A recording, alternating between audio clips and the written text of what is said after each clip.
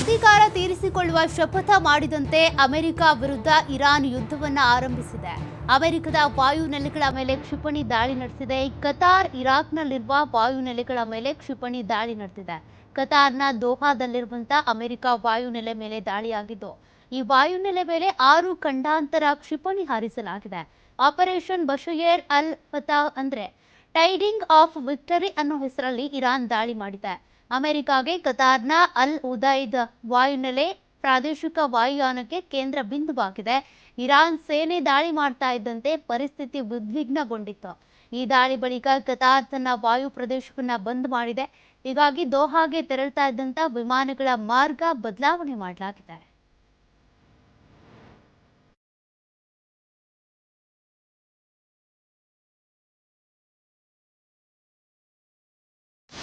America ದಾಳಿಗೆ Iran ಪ್ರತೀಕಾರ ಶುರು ಮಾಡಿದ್ದು, ಅಮೆರಿಕ ನೆಲೆಗಳ ಮೇಲೆ ಅಟ್ಯಾಕ್ ಮಾಡಿದೆ. ಕತಾರ್ನಲ್ಲಿರುವಂತಹ ಅಮೆರಿಕ ಏರ್ಬೇಸ್, ಇರಾಕ್, ಸಿರಿಯಾ ಮೇಲೂ 10ಕ್ಕೂ ಹೆಚ್ಚು ಕ್ಷಿಪಣಿಗಳಿಂದ ಇರಾನ್ ದಾಳಿ ಮಾಡಿದೆ.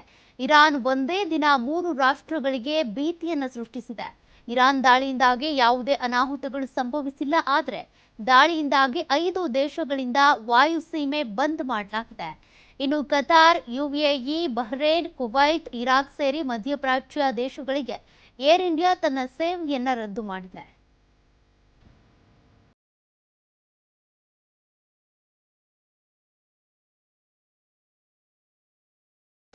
ಅಮೆರಿಕದ ವಿರುದ್ಧ ಇರಾನ್ನಿಂದ ದಾಳಿ ಶುರುವಾಗ್ತಾ ಇದ್ದಂತೆ ಅಮೆರಿಕ ಅಧ್ಯಕ್ಷ ಡೊನಾಲ್ಡ್ ಟ್ರಂಪ್ ಅಲರ್ಟ್ ಆಗಿದ್ದಾರೆ. ಅಮೆರಿಕ ಸೇನಾ ನೆಲೆ ಸೇರಿದಂತೆ ಮಧ್ಯಪ್ರಾಚ್ಯ ರಾಷ್ಟ್ರಗಳಲ್ಲಿ ಸೇನಾ ನೆಲೆ ಸುತ್ತ ತೆರವು ಕಾರ್ಯ ಮಾಡಲಾಗಿದೆ. Bahrain, Kuwait, UAE, Saudi Arabia, Jordan, ಈಜಿಪ್ಟ್ನಲ್ಲಿ ಇರುವಂತಹ ಸೇನಾ ನೆಲೆಗಳ 1 ಕಿಲೋಮೀಟರ್ ಪ್ರದೇಶ ತುರ್ತಾಗಿ ತೆರವು ಮಾಡಲಾಗಿದೆ. ಜೊತೆಗೆ ವಾಯು ರಕ್ಷಣಾ ವ್ಯವಸ್ಥೆಯೂ ಸಕ್ರಿಯವಾಗಿದ್ದು, ಒಟ್ಟು 51 ದೇಶಗಳಲ್ಲಿ ಅಮೆರಿಕದ 128 ಸೇನಾ ನೆಲೆಗಳಿವೆ.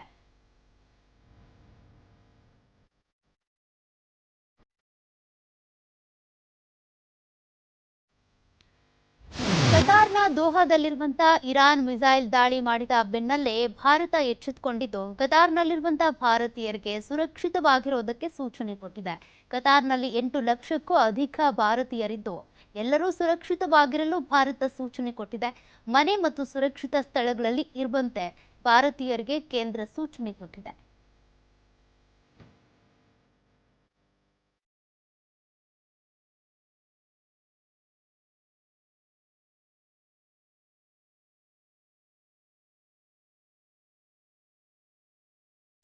ಇಸ್ರೇಲ್ ಮತ್ತು ಇರಾನ್ ಸಂಪೂರ್ಣ ಕದನ ವಿರಾಮಕ್ಕೆ ಒಪ್ಪಿಕೊಂಡಿವೆ. ಇಸ್ರೇಲ್ ಮತ್ತು ಇರಾನ್ ತಮ್ಮ ಅಂತಿಮ ಕಾರ್ಯಾಚರಣೆಗಳನ್ನ ಮುಗಿಸಿದ ನಂತರ ಸುಮಾರು 6 ಗಂಟೆಗಳಲ್ಲಿ ಕದನ ವಿರಾಮ ಪ್ರಾರಂಭವಾಗುತ್ತೆ. 12 ಗಂಟೆಗಳ ಕಾಲ ಇದು ನಡೆಯುತ್ತೆ. ನಂತರ ಯುದ್ಧವು ಮುಕ್ತಾಯ ಆಗುತ್ತೆ. ಇರಾನ್ ಮೊದಲು ಕದನ ವಿರಾಮವನ್ನ ಪ್ರಾರಂಭಿಸಿತು. 12 ಗಂಟೆಗಳ ನಂತರ ಇಸ್ರೇಲ್ ಕದನ ವಿರಾಮವನ್ನ ಪ್ರಾರಂಭಿಸುತ್ತೆ. 24 ಗಂಟೆಗಳ ನಂತರ 12 ದಿನಗಳ ಯುದ್ಧವು ಅಧಿಕೃತವಾಗಿ ಕೊನೆಗೊಂಡಿದೆ. ಜಗತ್ತು ಇದನ್ನ ಸ್ವಾಗತಿಸಿದೆ. ಪ್ರತಿ ಕದನ ವಿರಾಮದ ಸಮಯದಲ್ಲಿ ಎರಡೂ ಕಡೆಯವರು ಶಾಂತವಾಗಿ ಮತ್ತು ಗೌರವದಿಂದ ಇರ್ತಾರೆ.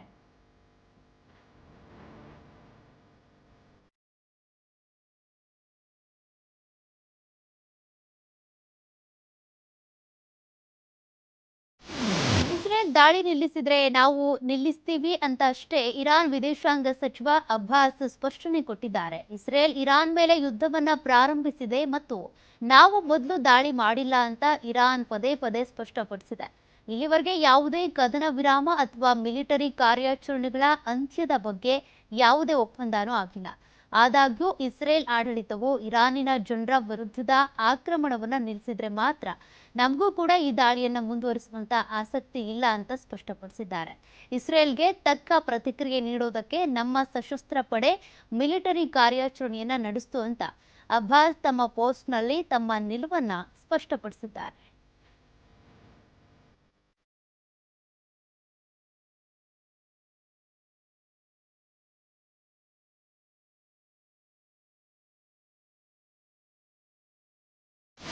ಇಸ್ರೇಲ್ ಮತ್ತು ಇರಾನ್ ನಡುವಿನ ಯುದ್ಧದ ಉದ್ವಿಗ್ನತೆ ತಾರಕಕ್ಕೇರಿದ ಸಂದರ್ಭದಲ್ಲಿ ಅಮೆರಿಕ ಅಧ್ಯಕ್ಷ ಡೊನಾಲ್ಡ್ ಟ್ರಂಪ್ ತಾತ್ಕಾಲಿಕ ಕದನ ವಿರಾಮ ಘೋಷಿಸಿದ ಕೆಲವು ನಿಮಿಷಗಳಲ್ಲಿ ಇರಾಕ್ನ ಬಾಗ್ದಾದ್ನ ಮಿಲಿಟರಿ ನೆಲೆಯಲ್ಲಿ ಭಾರೀ ಸ್ಫೋಟ ಆಗಿದೆ. ಈ ಘಟನೆಯ ವಿಡಿಯೋ ಸಾಮಾಜಿಕ ಜಾಲತಾಣದಲ್ಲಿ ವೈರಲ್ ಆಗಿದೆ. ಜೊತೆಗೆ ಇರಾನ್ ಮಿಸೈಲ್ ಹೊಡೆದುರುಳಿಸಿದ ಇಸ್ರೇಲ್ ಲಾಂಚರ್ ಹೊಡೆದ ಸ್ಯಾಟಲೈಟ್ ವಿಡಿಯೋ ಕೂಡ ರಿಲೀಸ್ ಮಾಡಿದೆ.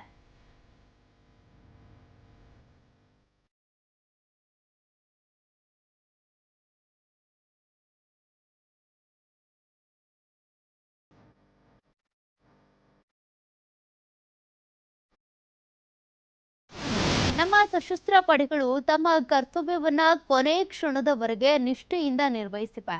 ಇಸ್ರೇಲ್ ವಿರುದ್ಧದ ಕಾರ್ಯಾಚರಣೆಯನ್ನ ಯಶಸ್ವಿಯಾಗಿ ಪೂರ್ಣಗೊಳಿಸಿದ್ದೇವೆ ಅಂತ ಇರಾನ್ನ ವಿದೇಶಾಂಗ ಸಚಿವ ಅಬ್ಬಾಸ್ ಅರಾಗ್ಚಿ ಅವರು ಕದನ ವಿರಾಮದ ಬಗ್ಗೆ ಸ್ಪಷ್ಟ ಸುಳಿವನ್ನ ಕೊಟ್ಟಿದ್ದಾರೆ.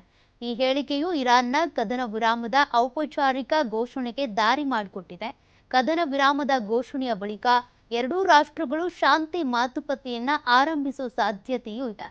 ಈ ಘೋಷಣೆಯು ಈ ಪ್ರದೇಶದಲ್ಲಿ ಶಾಂತಿಯನ್ನ ಸ್ಥಾಪಿಸೋದಕ್ಕೆ ಒಂದು ಅವಕಾಶವನ್ನ ಒದಗಿಸಿಕೊಟ್ಟಿದೆ.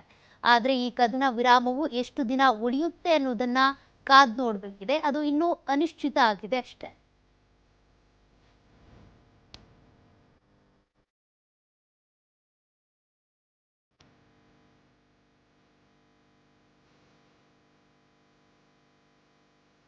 ಕತಾರ್ ಮೇಲೆ ಇರಾನ್ ದಾಳಿ ನಡೆಸಿದ್ದು ಸುಮಾರು 19 ಮಿಸೈಲ್ಗಳನ್ನು ಹಾರಿಸಿದೆ. ಇರಾನ್ ಮಿಸೈಲ್ ದಾಳಿ ನಡೆದರೂ ಕತಾರ್ನಲ್ಲಿರುವಂತಹ ವಾಯುನೆಲೆಯಲ್ಲಿ ಯಾವುದೇ ಹಾನಿಯುಂಟಾಗಿಲ್ಲ. ಜೊತೆಗೆ 19 ಮಿಸೈಲ್ಗಳ ಪೈಕಿ 18 ಮಿಸೈಲ್ಗಳನ್ನ ಕತಾರ್ ಹೊಡೆದುರುಳಿಸಿದೆ. ಈ ಬಗ್ಗೆ ಕತಾರ್ ಸರ್ಕಾರದಿಂದ ಅಧಿಕೃತ ಮಾಹಿತಿ ಹೊರಬಿದ್ದಿದೆ.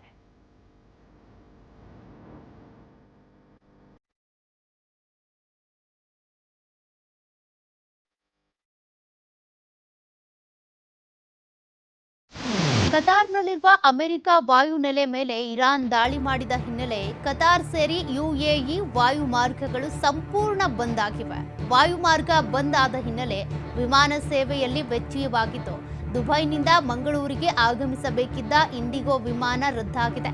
ಇನ್ನು ದಮಾಮ್ ಅಬುಧಾಬಿಗೆ ಹೊರಟಿದ್ದ ವಿಮಾನವು ಮಂಗಳೂರಿಗೆ ವಾಪಸ್ ಬಂದಿದ್ದು ಪರಿಸ್ಥಿತಿ ನೋಡಿಕೊಂಡು ಪ್ರಯಾಣಿಸುವಂತೆ ಪ್ರಯಾಣಿಕರಿಗೆ ಸೂಚನೆ ಕೊಡಲಾಗಿದೆ.